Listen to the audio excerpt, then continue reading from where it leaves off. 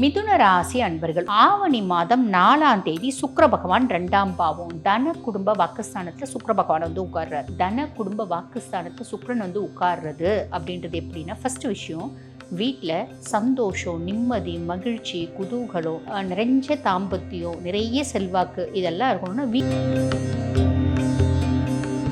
சுக்கிர பகவான் தன குடும்ப வாக்குஸ்தானத்தில் வந்து உட்கார்ந்துருக்கிறதுனால மிதுன ராசி அன்பர்களுக்கு உங்களுக்கு வசதி, வாய்ப்பு, அந்தஸ்து அப்படின்றது வரும். எப்படிங்க அப்படின்னா, அவங்கவுங்க தொழில் 4ஆம் பாவம் சுகதாயார் ஸ்தானத்தில் செவ்வாய்.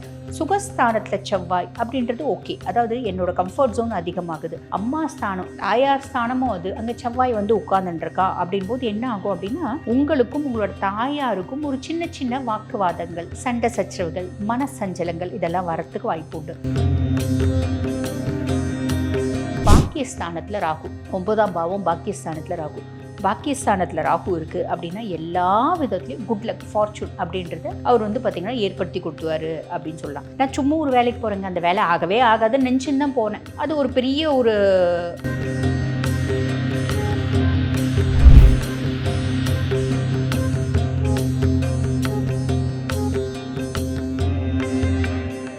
ரியலூன் ஆன்மீக நேயர்களுக்கு வணக்கம். நான் டாக்டர் தீபா லாலன். இன்றைக்கி நம்ம என்ன டாபிக் பற்றி டிஸ்கஸ் பண்ண போகிறோம் அப்படின்னா, ஆவணி மாத பலன்கள் தாங்க பார்க்க போகிறோம்.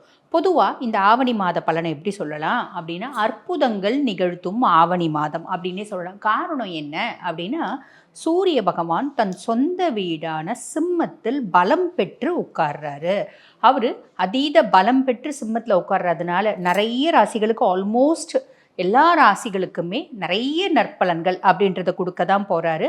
என்னென்ன ராசிகளுக்கு என்னென்ன மாதிரி நற்பலன்கள் கொடுக்க போகிறார் பார்த்துடலாம் வாங்க. அதுக்கு முன்னாடி நான் இந்த பதிவு பேசிகிட்டு இருக்கும்போது நிறைய பேர் கமெண்ட்டில் கேட்குறீங்க, எங்களோட சுய ஜாதகத்தை உங்ககிட்ட ப்ரெடிக்ட் பண்ணிக்கணும், அது எப்படி பண்ணுறது அப்படின்னு. அது ரொம்ப சிம்பிளுங்க. நான் பேசிகிட்டு இருக்கும்போது எங்களோட வாட்ஸ்அப் நம்பர் வந்து டிஸ்கிரிப்ஷனில் கொடுத்துருப்பாங்க. அந்த நம்பருக்கு கால் பண்ணி அப்பாயின்மெண்ட் ஃபிக்ஸ் பண்ணி என்கிட்ட பேசிக்கலாம். மிதுன ராசி அன்பர்கள், உங்களுக்கு இந்த ஆவணி மாதம் எப்படி இருக்குது அப்படின்னா, குரு பகவான் ஜென்மத்தில் உட்காந்துட்டுருக்கார். ஜென்ம குரு. பொதுவாக நிறைய மிதுன ராசி அன்பர்கள் ஒரு பயம் இருக்குது, ஜென்ம குருங்க, ஜென்ம குரு வனத்திலேன்னு சொல்கிறாங்களேங்க அப்படின்னு. அப்படிலாம் பெருசாக பயப்பட வேண்டாங்க.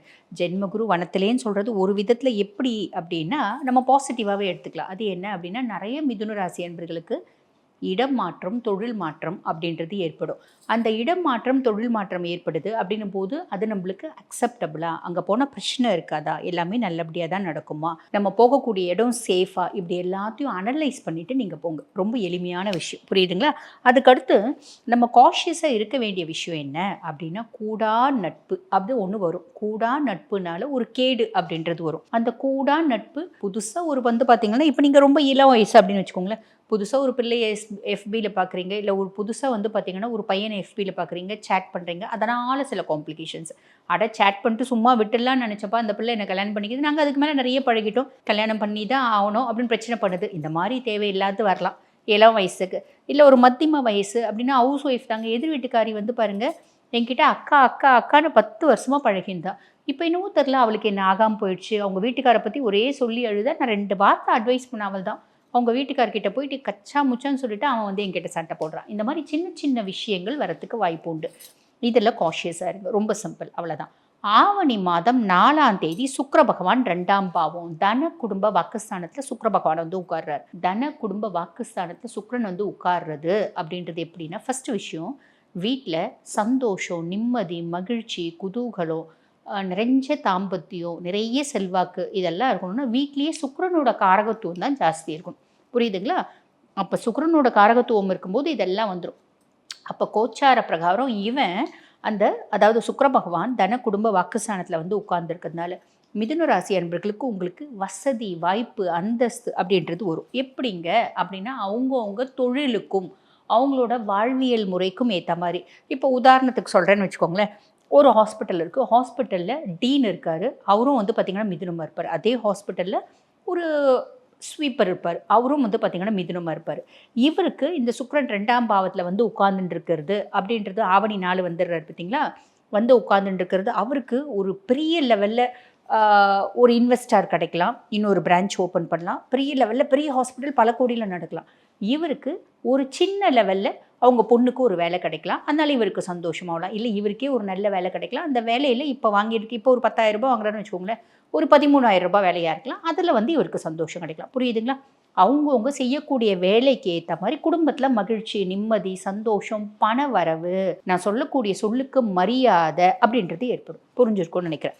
அதுக்கப்புறம் 3ஆம் பாவம் இளைய சகோதர தைரியஸ்தானத்தில் கேது சிம்மத்தில் ஆல்ரெடி உட்காந்துட்டு இருக்காரு, சூரியனும் வந்து உட்காந்துட்டாரு. இந்த சூரியன் கேது இணைவு முக்கியமாக வந்து பார்த்திங்கன்னா, சூரியன் இளைய சகோதர தைரியஸ்தானத்தில் உட்காந்துட்டு இருக்கான் அப்படின்னும் போது தம்பி தங்கச்சி யாராவது இருக்காங்கன்னா ரொம்ப ஆளுமையாக இருப்பாங்க. விஷயம் அதே மாதிரி கேத்துவோட இணைஞ்சு இருக்கிறது அப்படின்றது வந்து பாருங்க, ரொம்ப ஆளுமையாக இருப்பாங்க. நம்ம கூட பெருசாக வந்து ஒட்ட மாட்டாங்க, அந்யோன்யமாக இல்லாமல் இருக்கிறது அப்படின்றது இருக்கும். ஆவணி மாதம் 14ஆம் தேதி இந்த சூரியன் கேத்து இணைவு கூட புதனும் வந்து உட்கார்றார்.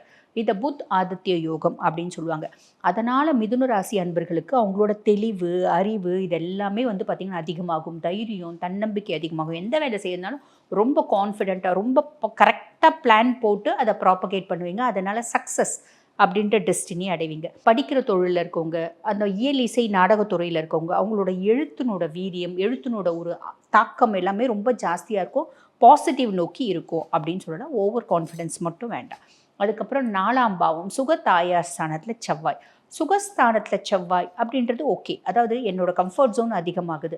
அம்மா ஸ்தானம், தாயார் ஸ்தானமும் அது அங்கே செவ்வாய் வந்து உட்கார்ந்துருக்கா அப்படின்போது என்ன ஆகும் அப்படின்னா, உங்களுக்கும் உங்களோட தாயாருக்கும் ஒரு சின்ன சின்ன வாக்குவாதங்கள், சண்டை சச்சரவுகள், மனசஞ்சலங்கள் இதெல்லாம் வரத்துக்கு வாய்ப்பு உண்டு. அம்மாவுக்கு மருத்துவ ரீதியான செலவு வரத்துக்கு வாய்ப்பு உண்டு. அதே மாதிரி ரத்தம் சம்மந்தப்பட்ட நோய் இதெல்லாம் வரத்துக்கு வாய்ப்பு உண்டு. பெருசாக இல்லை, ஒரு ஜஸ்ட் ஒரு 10% தான்.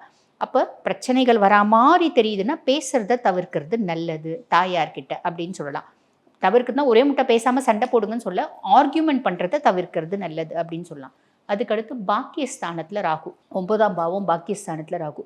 பாக்கியஸ்தானத்தில் ராகு இருக்குது அப்படின்னா எல்லா விதத்துலையும் குட் லக், ஃபார்ச்சூன் அப்படின்றத அவர் வந்து பார்த்திங்கன்னா ஏற்படுத்தி கொடுத்துவார் அப்படின்னு சொல்லலாம். நான் சும்மா ஒரு வேலைக்கு போகிறேங்க, அந்த வேலை ஆகவே ஆகாதுன்னு நினச்சின்னு தான் போனேன். அது ஒரு பெரிய ஒரு எனக்கு வந்து பார்த்திங்கன்னா பென்ஷன் வரணும். ஒரு உதாரணத்துக்கு சொல்கிறேன், எனக்கு பென்ஷன் வரணும் அப்படின்னு சொல்லிட்டு நான் 3 வருஷமும் ஓடிட்டுருக்கேன். எனக்கு பென்ஷன் வந்த பாடே தெரியல. ஏன்னா அதெல்லாம் ஒரு பெரிய வேலை இல்லைங்களா? நான் கவர்மெண்ட் ஆஃபீஸில் வேலை செஞ்சேன். கவர்மெண்ட்லேருந்து பென்ஷன் வரலாம், எழுதி கொடுக்கணும், வாங்கணும், இப்படி ஏகப்பட்ட rules and regulations, norms and terms, கண்டிஷன்ஸ்லாம் இருக்குது இல்லைங்களா? போனோம்ப்பா. எனக்கு தெரிஞ்ச பையன் வந்து பார்த்திங்கன்னா, அங்கே வந்திருந்தா சட்டுன்னு அவன் வந்து உள்ள இன்ஃப்ளூயன்ஸ் இருக்குது, சட்டுன்னு வாங்கி கொடுத்துட்டான்ப்பா. அந்த மாதிரி தான் பாக்கியஸ்தானத்து ராகு. புரியுதுங்களா? இது இந்த 1.5 வருஷமும் இந்த லக் அப்படின்றத ராகு ஏற்படுத்தி கொடுப்பான். அதுக்கும் மேலே குருனோட பார்வை இருக்கிறதுனால அந்த லக்கை கொஞ்சம் இன்னும் என்ஹான்ஸ் பண்ணுவான் அப்படின்னு சொல்லலாம். 10ஆம் பாவம் தொழில் ஸ்தானத்தில் சனி.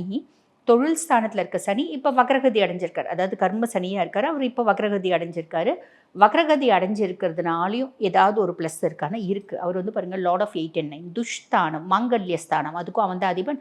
9ஆம் பாவம் அதிர்ஷ்டஸ்தானம், பாக்கியஸ்தானம், அதுக்கும் அவன் தான் அதிபன். அப்போ எனக்கு என்னோட ஆயுசு குறித்து, என்னுடைய கணவன் குறித்து, என்னுடைய அதிர்ஷ்டத்தை குறித்து, எனக்கு இது நடந்தால் நல்லா இருந்திருக்கும், அது நடந்தால் நல்லா இருந்திருக்கும். நம்ம வந்து பாருங்கள், நடந்து போனால் கூட தடுக்கி தடுக்கி விழுறோம். நம்மளுக்கு அதிர்ஷ்டமே இல்லைப்பா அப்படின்னு நம்ம ரொம்ப கஷ்டப்படுறோம். பார்த்தீங்களா? நம்ம கூடவே தான் அந்த பிள்ளையும் படிச்சிச்சு, நம்ம கூடவே தான் வந்து பார்த்திங்கன்னா ப்ராக்டிஸும் பண்ண ஆரம்பிச்சிச்சு. நானும் டாக்டர் தான், அந்த பிள்ளையும் டாக்டர் தான். அந்த பிள்ளை ஒரு பேஷண்ட்டுக்கிட்ட ஏறக்குறைய வந்து கன்சல்டேஷன் ஃபீஸே 500 ரூபாய் வாங்குதுப்பா. நம்ம 200 ரூபாய் தான் வாங்குறோம். அந்த பிள்ளைக்கு 500 ரூபாய் சாதாரணமாக கொடுத்துட்டு போயிடுறாங்க. நமக்கு 200 ரூபாய் கொடுக்கறதுக்கு 200 கேள்வி கேட்குறாங்க. இப்படி ஒவ்வொரு தொழிலும் இருக்க தானே செய்யுது. எனக்கு அதிர்ஷ்டம் இல்லை, அதிர்ஷ்டம் இல்லைன்னு அலட்டிக்கிறவங்க எத்தனை பேர், வருத்தப்படுறவங்க எத்தனை பேர், கஷ்டப்படுறவங்க எத்தனை பேர். அந்த மாதிரி அதிர்ஷ்டம் இல்லை, அதிர்ஷ்டம் இல்லை அப்படின்ற மாதிரி எனக்கு ஆழ் மனதில் நிறைய வந்து பார்த்திங்கன்னா இந்த 8ஆம் பாவம் குறித்து, 9ஆம் பாவம் குறித்து ஆசைகள், நிறைவேறாத ஆசைகள் நிறைய இருக்குது. அப்படின்னா ஒரு 100 ஆசைகள் இருக்குது அப்படின்னு கூட வச்சுக்கோங்களேன். அதில் 1, 2 சனி பகவான் நிறைவேற்றி கொடுப்பார்.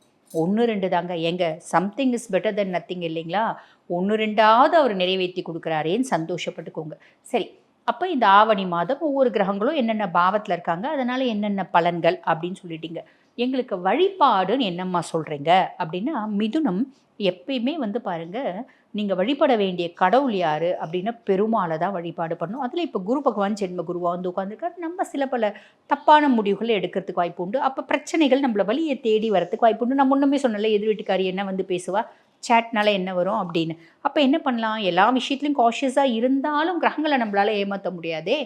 அப்போ நம்ம பெருமாளை தான் வழிபாடு பண்ணணும். அந்த பெருமாளையும் நம்ம நரசிம்மமூர்த்தியை வழிபாடு பண்ணுறோம் அப்படின்னா, நாளை என்ற சொல்லை அறியாத நரசிம்மர் அப்படிம்பாங்க. காரணம் என்ன அப்படின்னா, எதுவாக இருந்தாலும் இன்னைக்கு இப்போவே இந்த க்ஷணமே பலனளிக்கக்கூடிய கடவுள் யார் அப்படின்னா நரசிம்மமூர்த்தி. அப்போ நீங்கள் ரொம்ப எளிமையாக நரசிம்மரை வழிபாடு பண்ணுறது, வீட்டு பக்கத்தில் நரசிம்மர் கோயில் இருக்குது அப்படின்னா வாரம் ஒரு முறையேனும் போய் அவரை வழிபாடு பண்ணிட்டு வாங்க. இல்லை அப்படின்னா நரசிம்மரோட போற்றி இருக்குது, தினம்தோறும் 108 நரசிம்மரோட போற்றி, நரசிம்மரோட காயத்ரி மந்திரம் சொல்லிட்டு நீங்கள் பாராயணம் பண்ணிட்டு நீங்கள் பாட்டுன்னு உங்கள் வேலையை செய்கிறீங்க அப்படின்னா நல்லது நடக்கும். நல்லது மட்டுமே நடக்கும். வாழ்த்துக்கள்.